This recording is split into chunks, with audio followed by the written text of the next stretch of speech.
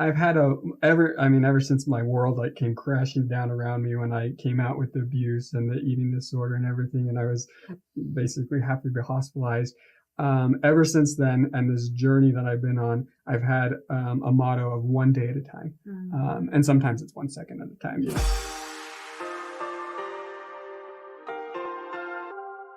Hello and welcome to The Middle. I'm so grateful that today has finally come. My friend Patrick, I feel like we've been trying to have this conversation for way too long. It's true. But it's God divine. Timing is always perfect, right? Yes. Yeah. Why don't you introduce yourself to our audience? Tell us a little bit about your magic. Yes. I don't know about that. Yes, it's true. So I'm Patrick Risk. So I work at the church. I work as a management consultant at the church. So help just like improve operations and work with the director for temporal affairs there. So I worked for the church since like 2010. So it's crazy how long. I feel so old. And other than that, I volunteer a lot in the community. I love to, I got like, I don't know, when I finished my MBA in 2014, I was like, what do I want to do next? I mean, it'd be cool to be called a doctor, but I'm not ready for a PhD. Okay. Doctoress sounds cool, but I was it like, does sound cool. yeah. But so I did like a year-long professional chaplain program, and so now I'm a certified chaplain. You are? Yeah, it's super fun. I've had that secret dream. You should go through the program. It's so cool. Cool? Yeah. It's just like a healing program too. It's like a year-long program. But now, so I volunteer like on the crisis text line. I do some volunteering at Huntsman Cancer Institute, Ronald McDonald House, Make-A-Wish.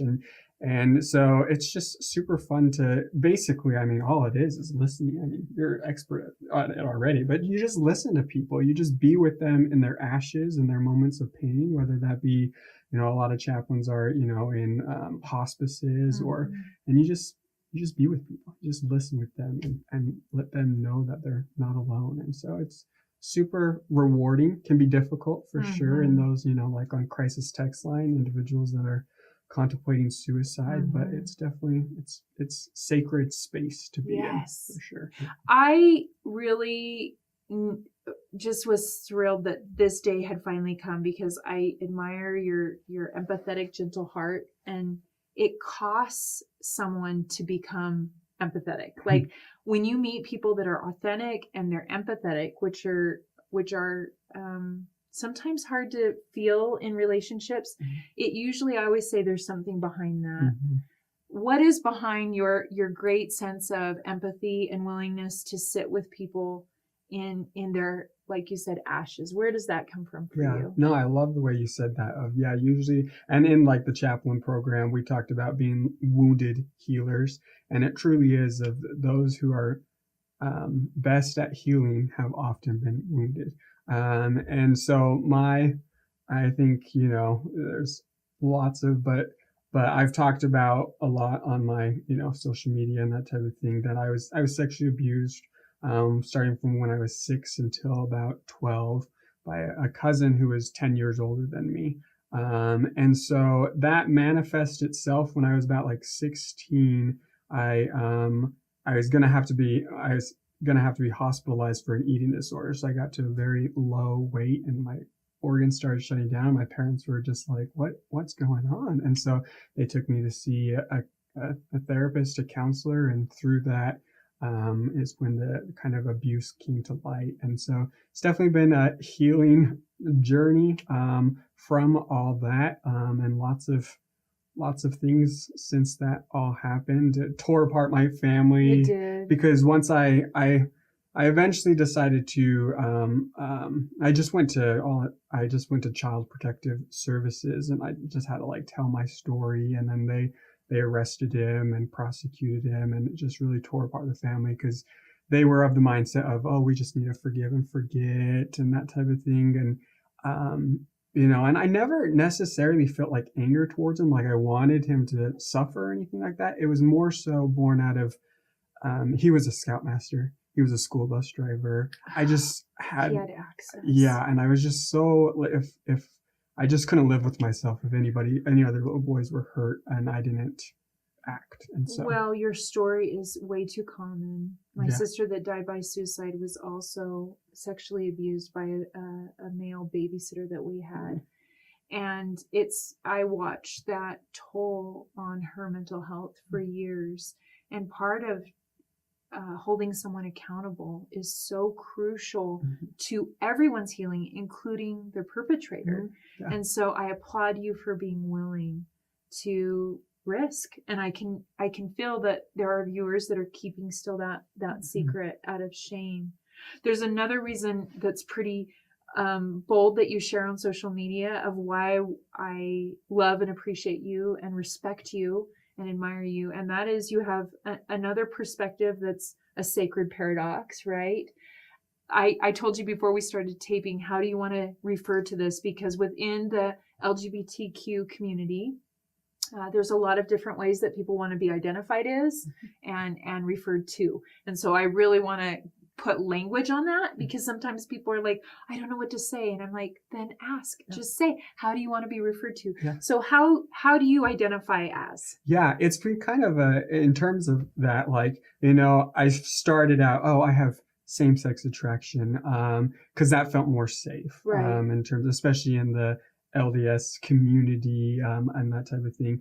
Now I've used gay to describe myself more, because I feel like sometimes that message resonates more with those outside the LDS community. And it's a word that's more familiar. Yes. And so really, I mean, it's not that I'm trying to morph or in terms of, but I do try to speak to the audience that I want to like reach, and whatever they feel comfortable with.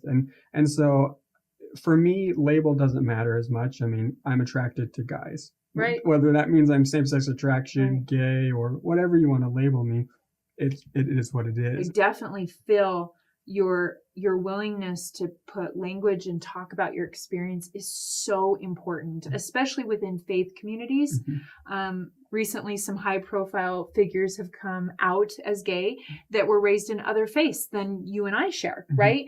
And what I noticed about some of those stories is it is the same kind of wrestle. It doesn't matter if you're identifying as Mormon or Catholic or Jewish or Baptist, right? That they're with faith and sexual or gender identity, it can feel paradoxical. Yeah, is that a fair way to discuss it? Yeah, I think for sure, especially, more conservative faith-based traditions where, you just, if you don't fit the cookie cutter, of a man and a woman and 2.5 children and a golden retriever. Just kidding. Right. But if you and don't fit, fence. yes, pick a fence. If you don't fit the cookie cutter, then often it can feel like you don't have a place, because everything's built around that cookie cutter. Especially, all the programs, right, all the everything, young men, young women's, everything. All we're taught that this is the ideal that you're supposed to be. And then if you don't fit in it, then you kind of feel like, well, then where do I? So a thought that just came as you were sharing that is that recently at the April conference, the statistics of the church were announced, and there are more singles than there are traditional fence golden retriever families, right? Yeah. And I think that is I've heard from a lot of singles since that conference announcement that feel so validated. It does, yeah. Yeah, I think I mean, and the brethren they're very wise and smart men, and they receive great counsel, and they receive all the statistics and all the numbers, all the trends and things that are going on in society. And then they receive all that information and take it to prayer and take it to the Lord. And so, this is something they probably struggle with, of how do we reach this large demographic and segmentation of our membership. And so I did so much appreciate this conference of them reaching out more and clarifying some of the traditions that have developed of, you can serve in a bishopric and be single, or those types of things that were never necessarily rules, but they just became tradition. And I love defining culture versus doctrine versus, covenants and certain things that we do as tradition, and we become very culturally based sometimes just as a group of people.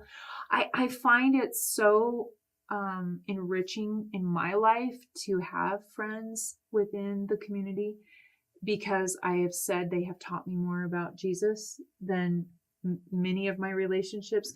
Anyone that that is working within a marginalized community or wrestling with a paradox like you are dealing with, I feel have such a unique, beautiful stewardship in talking about faith and Jesus and wrestling with whatever the cultural ideal is versus what reality is. How have you processed? I mean, you're not just a member, you're working for the church. Like they pay your paycheck. I mean, you're kind of all in. I'm all in. You're all in. Yeah. How have you navigated? I mean, I think that's an hour-long conversation at the minimum. But what are some things on your heart that if you could tell 16-year-old Patrick, what age were you when you knew? I think there's something unique about my outlook on life. And I say unique as in beautiful. Yeah. But. Well, I think for me, it was actually pretty recently where I decided just to be like, just recognize what it is. Before that, I was always tying it back to the abuse. Obviously, you take a 6-year-old boy in his first experience. Not only should a 6-year-old not have sexual experiences, but the first experience sexually is with a man, and go on for 10 years. Obviously, that's going to confuse him. It's complicated. And so I always tied it back to that. But I had to finally get to a point, and this was just as of a few years ago, where I was like, I have to stop trying to tie it to that. And as if I answered that question of what if I wasn't abused, somehow it would solve itself. I just had to realize that it is what it is. You know, I'm attracted to guys. What do I want to do with it now? And so wherever it came from. I appreciate you saying that, because I know there's some misnomers out in the world that if you're abused, then this happens. Yeah. But there are a lot of individuals that are abused and that's not who they're attracted to. It is trauma that they have to unravel and process, and it can complicate sexual relationships. But I so appreciate your transparency. Yeah, and I think that's what's been, and I loved how you said of sometimes those are on the margins that don't fall within the cookie cutter. They are the ones that teach us the most about Christ and the Savior, because, and you just look at his ministry. Those are the people he went to. Those are his people. If you watch The Chosen, like he's a fan of the marginalized. He literally was like children and women and sinners. Like he ran to. He didn't just like, okay, fine, we'll deal. No, that's who he went to the homes of. That's who he went to, and so I think, I appreciate that. It really who teaches you the most. And I think the amazing thing as I've been in those communities, as I became more open with my sexuality or my abuse, and I started telling my story and abuse, or my struggle with, bulimia and anorexia, when I started telling more of my story that involved struggle, it opened up an invitation for others to share their story. And what's been so amazing and powerful about that is I've gotten to know so many people on the margins and learn from them, and just know there's no one size fits all. Like you said, some people can be abused, and their life experience is going to be totally different from mine, even though we both were abused. And I just love learning about people's journeys and experiences and what brought them to where they are and shaped them into who they are, because it's just so beautiful and amazing. So what I'm hearing you say is that within the last few years, you've realized that there's a sexual identity separate from the trauma that you experienced, and the eating disorder is very tied to trauma. And I think we may have to have you back to just talk that, because we haven't dealt a lot of that topic here on the middle, and that's something that hits close to home for me. I really do want to make sure we kind of flesh out a little bit of how have you really decided not only to stay in the church but work for the church with this beautiful lens that you see the world as a gay man. What would you have said to your younger self that started to have a sense that something was beautiful and unique about you compared to maybe someone in your family? Yeah. I mean, it is definitely hard. I'm not gonna sugarcoat that, because you just, like I was saying, you don't feel like you have necessarily a place, because it's like, celestial glory is described as XYZ, and I don't fit. I don't have XYZ, and so it's definitely hard, but I think, and it sounds so simple and contrite to say, but it really is a matter of faith, and just relying on the things that you do know and using that as the foundation to stand upon, even though everything else seems a little shaky and I don't have all the answers and I don't know how things are going to work out. But I do know that my Heavenly Father loves me and that Christ is perfectly compassionate and he understands perfectly. And somehow, some way, it's going to work out perfect in the end. I don't know how, but it is. And I'm going to feel whatever, that end looks like at the end of the day, when the judgment and all that happens, I'm going to feel completely okay with where I'm at because Christ is going to make it okay, and so it's just having that faith and that kind of longer term view has been what's kind of kept me going and made me hold on to those things that I do know, and just the things that I don't, just put them to the side and they'll figure themselves out in time. So this is exactly what wrestling with a sacred paradox looks like. You put perfectly the words around that if people aren't familiar with that term. The reason why a paradox is sacred is it is not every answer, right? And in our faith, Joseph Smith walked into a grove of trees. It wasn't called sacred yet. He wrestled with dark. He had questions, some of which were faith-centered, some were on his standing with God. He came out of that grove, seeing God the Father, the Son, angels ministered, and he had some answers. But he didn't come out with every answer. He didn't, I don't believe he knew he was going to be a prophet or that Book of Mormon was coming or any of all the layers. And yet I'm so grateful he didn't say at almost 15, wait, God didn't answer all my questions. Yeah. I'm out of here. Like, we're never praying again. And you just showed exactly what I have said to so many people that have asked me about my relationship with friends and family in the LGBTQ community. Sit and have them teach you about Jesus. Have them teach you about a paradox. Have them teach you about not every answer to every question, and see how you're changed by that. Yeah. If our churches were filled with community members, we've attended events together where the majority were LGBTQ plus, and it's a different spirit because you can feel that, like, I know Jesus. I don't know everything, but I know Jesus. Yeah.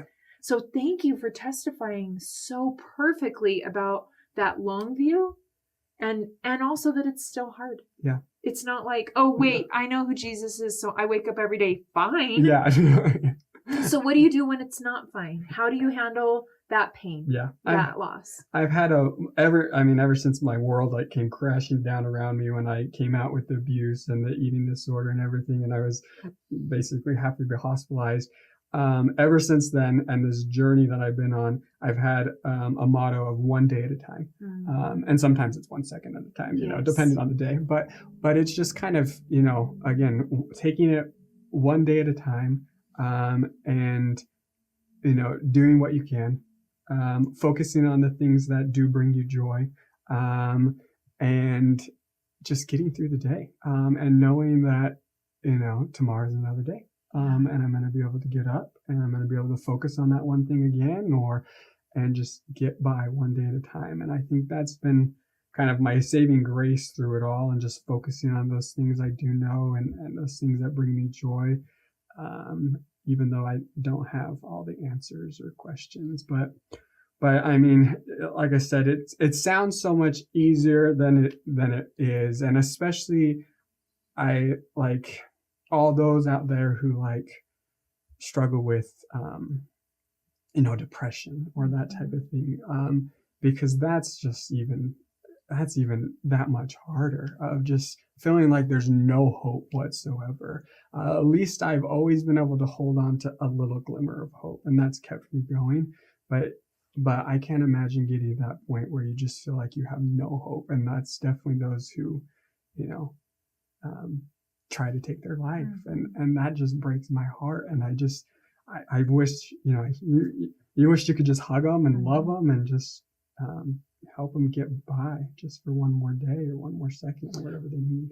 You have really taken that spirit of holding on and sharing hope to a new level. You started a Facebook group. Tell people where they can find you and what that group is about. Yeah. So I started a group. It's been like a couple of years now. So I was right after. So I think you know this, but I'm not breaking any news. I don't know. Okay. So I was married at one time. I'm married to a woman. The marriage didn't last long. It wasn't necessarily because I was gay or that type of thing. It was a lot of things. But anyways, after that marriage ended and things kind of fell apart there, I was just kind of picking up the pieces, and I just had this overwhelming feeling that there were a lot of people out there hurting, and hurting in silence and feeling like they were all alone. And so I wanted to create some type of space where they could share their stories or realize that by sharing their stories, realize that there's other people hurting and they aren't alone. And just creating this healing space. And so I was like, well, I'll create a Facebook group. And so I created it and I called it Brightness of Hope. It's grown since then to it's got like over 10,000 people now. And I've loved it, of creating this space where I can share my story. And more so, I share my story not to get likes or anything like that. I share my story because I found that by sharing and being vulnerable, it invites other people to be vulnerable and kind of enter this sacred space of saying, we're all broken. We're all have something we're dealing with. So you're not alone, and don't feel like you're alone, and let's just love each other and just share and grow together. And so that's what I've been trying to achieve with Brightness of Hope and just with sharing my story. And it's been great just in terms of people I've gotten to know. Thank you, Patrick. I love you. No, you're one of my favorite people in the whole world. No.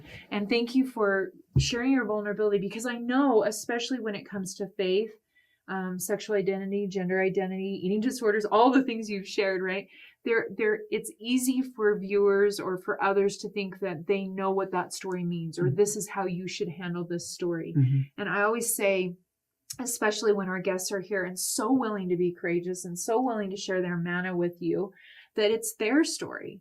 And it inspires others, but it may not look the same for someone else. And I love that it took different twists and turns for you to come to this space that you're in now, right? And that you're doing it one day at a time, right?